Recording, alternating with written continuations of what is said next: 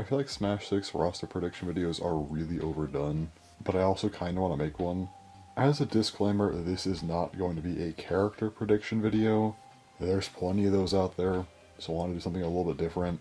Instead, I just want to talk about the kind of scope of what the roster could look like, how many characters roughly will we get. Now, I will have images up that gives some kind of look at what a roster could look like, but the reason why I'm not doing a full-on roster prediction is because I feel like there's a lot of characters that we all know are probably going to get in, and then it's really just an argument on the margins. If you want 40 characters, 30 we already know are in, and then there's like 15 to 20 characters you could argue about which of those tend to keep. So for me, I'm just not going to engage with that. Also, I will give 5 different possibilities to where I think they could take the roster, and what could happen for a future Smash game. However, there are infinite possibilities. Obviously, I'm going to be wrong here. I'm also not going to go in between different possibilities. I'm just going to give 5 specific ideas just because I think that just flows the best for a video. So hopefully it's interesting. Also, as a side note, I am completely out of my element here. I don't really make videos like this ever, so visually there's going to be like barely anything going on. Feel free to pull up Subway Surfer gameplay or something, I don't know. Anyway, let's go ahead and get into the first possibility here, and that is a third Fighter's Pass, most likely in the form of a Smash Ultimate Switch 2 edition that just so happens to have an exclusive third Fighter's Pass. I think this is the possibility that everyone is kind of dreading because it feels like it has a good shot of happening. Most likely, it's just upscaled Smash Ultimate with 5 new characters that come out over time. It's not very interesting. I mean, I guess it'd be kind of cool to get more characters in Ultimate, but at the same time, considering it's been over 4 years since we got in the last one, I feel like the game is kind of just stabilized at this point, at least to some extent. And I'm not sure it's really worth going back to just add more characters to the game. It'd be kind of annoying, honestly. It also means we're probably years off of getting another new Smash. And while I'm fine letting him cook for a while, I'd rather not delay things further and just add more to an already finished game. This is very possible though, so if they do it, hopefully the characters are at least cool, but it doesn't really fix any of the issues that could happen from Smash's roster, as a big problem is just the scale of the roster. And that's kind of why I want to make a video on this topic. This doesn't change anything, we still have to get a new Smash, they still have to figure out the roster. So personally, I'm not huge on this idea. The second idea is Smash Ultimate 2. I think it's entirely possible that they just opt to do Ultimate again. I imagine while it would be a fully new game, it would probably just reuse a lot of assets from Smash Ultimate, which would make sense honestly. We probably don't get a lot of those big reworks that we're hoping for. Maybe 1 or 2, maybe a couple smaller moveset changes, but probably nothing that substantial. And the roster I have on screen here looks absolutely ridiculous, I'm aware of this. However, I think that's kind of the point. If they were to do a Smash Ultimate 2, I feel like you have to almost be completely insane at that point. Like, you're bringing back everyone in a game that already had everyone, so I feel like you have to really try and make it feel worthwhile, and in that case, you almost have to go crazy with adding a lot of characters, I think. Admittedly, this would be kind of cool to see, but at the same time, it's not really sustainable because after this, they're not going to do a third Ultimate, I don't imagine. Like, the roster has to come down in some way at some point, right? While it would be cool to just go absolutely insane like this, we've already seen the concept done once, it was done well. Again, it could be cool to go even crazier, but I feel like a lot of people are just ready to see something new. Now, the third possibility, and what I think is on everyone's mind, is a reboot. Now, I don't think this roster would be tiny like some people seem to think. I imagine it would probably still be somewhere in between Brawl and the base game of Smash 4's roster size, and this is all obviously excluding DLC, and personally I imagine that any future Smash game will probably have an even more grand DLC cycle than Ultimate did even. But yeah, probably like 40 to 50 characters, probably closer to 40 in terms of returning characters, and then of course at least giving us a handful of newcomers here. But I do think the reboot would focus mostly on existing characters and just reworking their movesets. I know some people have mentioned wanting like multiple versions of the same character, one to be the new one to be the old one. I don't know if this is a take I see as much anymore, but I remember seeing it a lot back in the day, like having a Mario and then a classic Mario, for example, which I never really liked because if you want to play classic Mario, you have 5 games to choose from. I'd rather just go fully in a new direction here. One part of the roster I actually will talk about a little bit is third-party characters, because I feel like I've seen a lot of opinions on third-party characters in a hypothetical Smash 6 reboot. Some people seem to think that they would take up a very high amount of the roster, being like a third of it, and others just want them cut entirely, only have first-party characters, at least to start with, which is definitely odd. not sure I could see it. I think we'd have to have at least a few. In this example here, I have 7 of them. One of them is new. I just put Sans there because it's kind of funny. I don't know if I'd say Sans would be a 7th third-party character of everyone, but you could put any other new character there, honestly. But the other 6 I think are specifically important. I don't see any of them getting cut. At most, I could see you maybe choosing between Mega Man and Ryu, as they're both Capcom characters. And the Prime with Nintendo in particular was quite some time ago. That said, I think both Mega Man and Ryu are notable enough to keep both, but if I had to choose one, I would probably pick Ryu since Street Fighter is a bit more relevant today. But I think both are worth keeping. Obviously, you have to keep Pac-Man. I mean, Bandai Namco does help to develop Smash, giving them art makes sense. Also, Pac-Man is just one of the most iconic faces throughout gaming history, should probably be represented here. Sonic has a long history being a rival to Mario, and is still relevant today. Sonic kind of has to be in. Bayonetta's kind of a weird pick, but at the same time, I feel like she's borderline just a Nintendo character at this point. And with that in mind, if she was a first-party character, she'd be in Smash. Considering the franchise's history with Nintendo, I think she probably stays. And then there's Steve. Minecraft is the biggest game ever. Obviously, you want Steve in Smash. I know competitive people don't like him, but I just think realistically, Steve makes way too much sense. I mean, Minecraft and Smash together has always just been a good idea. And this goes back to like 2013, because there was a Minecraft minigame called Super Craft Bros, which is like Smash in Minecraft, and with Steve and Smash it went full circle. But for some context, that was like the most popular Minecraft minigame for quite a while actually. And it was so good that there is still a community-run revival server of it that still exists to this day. No joke. It's honestly really cool. But anyway, that's a topic for a different video. The point is, Minecraft and Smash I think should just be tied together for the foreseeable future. The good part about a reboot, though, is that it allows Nintendo to actually develop a lot of these old characters into something new. It gives them a good amount of focus. However, the massive downside to this, actually there's 2, but we'll save the second one, because the next idea kind of shares it, but anyway. One of the big problems here is basically just the size of the roster. You are going down to close to half of what Ultimate was. I think a lot of Smash fans will understand this, as we kind of want to see new stuff done, but there's a lot of people who are going to look at this and just say, oh, the roster's way smaller, this game's worse. I know that sounds really stupid to say, but unfortunately, a lot of people are stupid. That is 100% something that would happen. There's going to be a lot of people who would be mad about seeing a significantly smaller roster and would not care to understand why that's the case. So it'd just be another unnecessary controversy, honestly. Not saying that should stop them from doing this, I think they should do it anyway if they think that's the right call, but it is something I could see happening.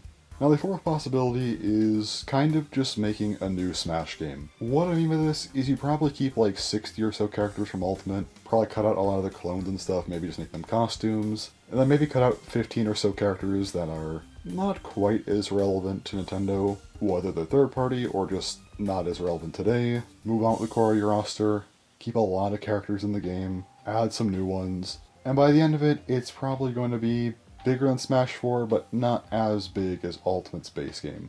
But probably still close, and who knows how far DLC would take this.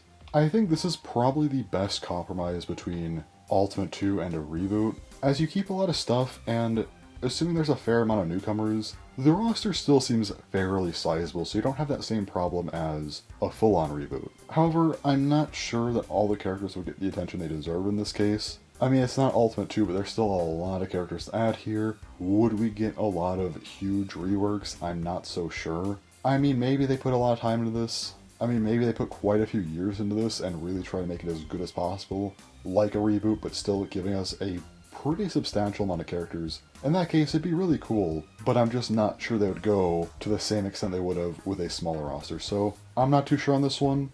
I think in some ways it might be the best idea they could possibly do, but in others, it might detract from what a lot of people are hoping to see. Now, to talk about another big issue here, which is the one that's shared with a full-on reboot, regardless of what they do here, doesn't matter how many characters they cut, the inevitable problem is future Smash games. Okay, you cut down the roster so it's not as big. Great. What about Smash 7? Are we going to continue building on Smash games till they get too big, then we have to do another reboot? I feel like that's not a great idea. I think the best thing they could do here is, if they do a reboot or just scale down the game at all, is you maybe have your core set of characters, again, probably 30 or so characters that you know will for sure be in the game, and then let's just say they want 60 characters to be the usual number for the base game. So then you have 30 more characters to choose from. They could be characters that aren't ones that need to be in every game, but instead can be rotated in and out. Some characters, of course, being more likely than others. I mean, I highly doubt Piranha Plant would ever come back, but someone like Rosalina, for example, maybe she just sits out a game, but would probably be back the next one, and that's kind of how it'd work. They just choose a cast of characters to go with, and that's that for that game. Maybe a few others come back as DLC, but a lot of decent characters just don't get in, and instead will come back in probably the next game. I think this works fine. It's realistically the best thing they could do, because you probably can't keep building on Smash as it goes forward. I think that just gets way too difficult. But this also is kind of unfortunate, and the amount of characters that might feel necessary might just increase over time as well. So there's definitely still some problems here, but it's probably the best possible compromise for future Smash games. Well, kind of. I do have a fifth idea that they could possibly use as well. Now before I say the idea, let me explain, but it would be a live service Smash game. Hear me out. I wouldn't want this to be loot box hell. I wouldn't want this to be free to play with paid battle passes or whatever every season. I don't want stuff like that. The game would come out, it costs the same as any other first party Nintendo game, but they just add in new stuff over time. I imagine the roster would probably start out like the kind of reboot scale. Maybe 40 to 50 characters, probably even going to the lower end of that, I think. But the idea is they could add in new stuff over time, and it would be something that is meant to last the entirety of the console's lifespan. For Smash 6, it'd be the entirety of the Switch 2's lifespan, but also beyond. I think this could go for maybe 3 or 4 generations. I imagine they'd probably want to restart eventually, so I don't want to say permanently, but just have this Smash game be omnipresent for like 20 years. I don't want Smash Ultimate to become this because as good of a game as it is, I don't think the core of it is built to last that long. And it's been pretty inactive for a few years now. It'd be awkward to bring it back up 7 years after the fact, 4 years after it's gotten its last DLC, and then try to make it into this. So it should definitely be a new Smash game that's built to last. So if we get 40 or so characters, we can maybe get 5, maybe more characters every year,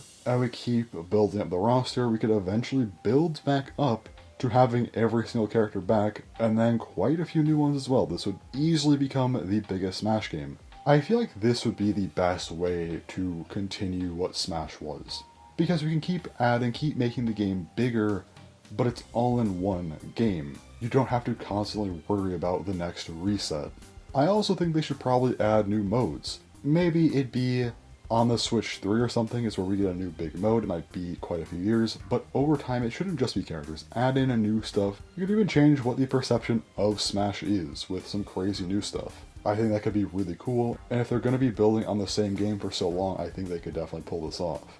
Obviously, you still want to keep what Smash is alive, it's just you could do more with that. Plus, if it's a long-running game, that'd be a great opportunity to continue mentoring new people, because I imagine a lot of the Smash team that's been there since 64 is probably getting kind of old now. So if you have something like this, they'd probably retire during it, but you'd probably have a great, younger, new team that could continue the franchise. I feel like the biggest downside of this, though, is how would people pay for this? As great as it would be to just buy this and that's it, there's no way Nintendo supports a game for multiple generations without expecting any additional payments. So first up, purchasable alts or costumes. They could probably go crazier with this, but yeah. Basically, just make new alts. Probably not just color variants, probably actual, genuine new alternates. Maybe even some new characters via alternates, but they're still just cosmetic. Again, I wouldn't want these to be loot box based, they would just be purchasable, similar to Mii costumes, which I imagine would also be here. And while there'd probably be a lot more of these, which isn't ideal, it would definitely be a way for Nintendo to keep making money off this game. It is what it is. It probably beats constant, seasonal payments, right? Though they may still offer some kind of expansion pass. For example, maybe 3 years into the development of the game, you have to buy an expansion pass. You get a few years of free updates, but after that, everything else is paid. And then probably, when we get to the Switch 3, we have a Switch 3 edition, which adds some new stuff, but again, it'd be paid, so you would have to make payments of probably $20 to $30 every 2 to 5 years. But for an omnipresent Smash game, that's not horrible. I wouldn't be happy about it, but I think it would at least beat constant seasonal stuff or loot boxes. Now, I'm not a financial advisor by any means, so I don't know how Nintendo would manage this, but I could definitely see them doing, at minimum, the new console editions every generation, but I do think it'd be pretty likely that they would make at least one additional required payment per console generation. Would be great if they didn't, but just knowing how they are, that's probably what would happen. Although they'd probably have paid DLC regardless, so this probably isn't the worst thing ever. Just kind of inconvenient. The other big issue I could see with this is that some people probably wouldn't like a Smash game going multiple generations. They would probably be looking for a new game every generation, but again, I'm just not sure how sustainable it is. That said, what if we started getting Smash spin-offs? You could have a 3D fighting game, or even a traditional fighter, or even change genres entirely. Make a Dynasty Warriors type game, make a platformer, a kart racer, a puzzle game for all I care. Obviously, the scope of these games would be smaller. The roster likely wouldn't be anywhere near the scale of a live service Smash game, but they could still be fun experiments to try out. It's not a new Smash, but it would still be new stuff for people to check out. And assuming they would want to eventually do a new Smash and probably reset from zero, maybe they take some of the good stuff from these spin-offs and incorporate them into a new live service Smash game in 20 or whatever years. Maybe some of them could even make it in as new modes, or further change the core of Smash itself, who knows. I think there's a lot of potential for Smash as a franchise. If they could just make one great game, build on it for years to come, and then do some side projects along the way, see what works, and then continue to build up the main series in that way. I think this would be super interesting. I don't know if this is the most popular idea. I just think it's a different approach that could maybe fix some issues with the current method of Smash, releasing one per generation, and then trying to build on that while cutting as little as possible. Because we're definitely at a crossroads with that, but again, if they reboot, then how do you go from there? It's also awkward, so just have a game that goes for a couple decades. Try that out. But I think that's really about all I have to say.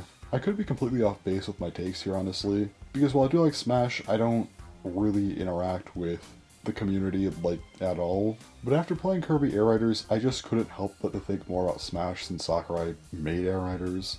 And after thinking more about Smash and a possible Smash 6, I just had to make a video on it, so here we are. But anyways, that's all to say, so thanks for watching, and bye-bye.